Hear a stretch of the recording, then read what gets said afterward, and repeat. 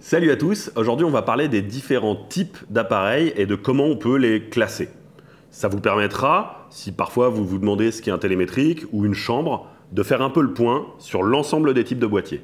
En premier lieu, on va parler de la chambre photo. C'est entre guillemets l'appareil photo historique. Sur une chambre, on vise à travers un dépoli, ce qui sort directement du viseur, à savoir une image inversée dans les deux plans, horizontale et verticale. Il existe deux types de chambres, les chambres dites techniques, qui sont sur un monorail, et les chambres folding. Cette dernière peut être repliée pour être complètement plate lors du transport.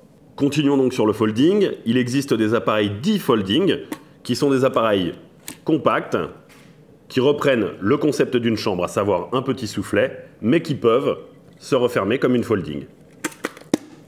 Ils sont ainsi plus compacts. Le réflexe biobjectif est, comme tous les réflexes, un appareil dans lequel on vise à travers le viseur, via un miroir à l'intérieur du boîtier. Biobjectif parce qu'on vise à travers un objectif et on fait la photo à travers le deuxième objectif. Les objectifs peuvent être couplés ou non. Ensuite vient l'appareil télémétrique. Il s'agit d'un appareil avec lequel on vise via un viseur indépendant de l'objectif. On fait la mise au point via un télémètre au centre de l'image. Et un collimateur nous montre le cadre qu'on est effectivement en train de photographier. En ça, on ne verra donc pas la profondeur de champ. Il existe aussi des appareils photo dits compacts, qui sont en général des appareils à objectif fixe et au fonctionnement très simple, en général tout automatique.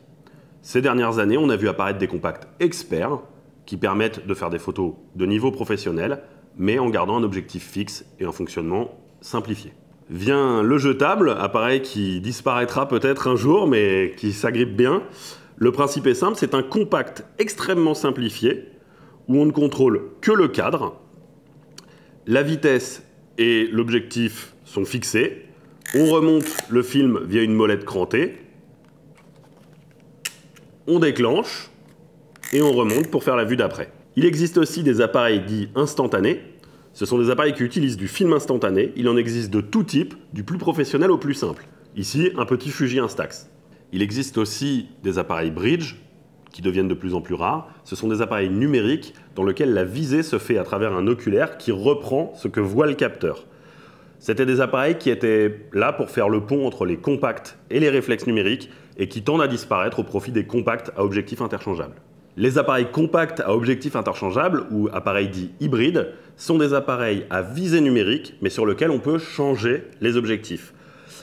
On peut les différencier des réflexes dits mirrorless, qui eux sont plutôt des réflexes auxquels on a enlevé le système réflexe au profit d'une visée numérique de haute qualité, là où les compacts à objectifs interchangeables avaient plus tendance à être des compacts boostés aux hormones. Vient ensuite le réflexe, qui est un appareil à visée optique directe et à objectif interchangeable. Le principe est simple, vous visez à travers un viseur qui vous montre directement l'image à travers l'objectif. Ça permet de faire une mise au point précise et de voir exactement ce que cadre l'appareil. Désormais, on entend énormément parler de mirrorless. En soi, les mirrorless ne sont pas vraiment des appareils hybrides, ce sont plutôt les volontaires remplaçants du système réflexe en enlevant la partie optique pour mettre à la place un viseur numérique complet. Enfin, petit point vers le futur, même si je sais que ça fera hurler certains de mes confrères, les systèmes dits plein optique. Aujourd'hui, il n'y a qu'une marque qui est vraiment présente sur le marché qui s'appelle Liro, qui produit des appareils à de très faibles définitions, mais qui permet a posteriori de placer la profondeur de champ. Ce sont des appareils qui sont aujourd'hui un peu gadgets, mais qu'il faut surveiller car dans le temps, on n'est pas à l'abri de voir apparaître des appareils à très haute définition permettant, comme leurs petits frères, de faire une mise au point a posteriori. Voilà, j'espère que ce point un peu large sur les différents types d'appareils vous aura permis de faire un peu le tri.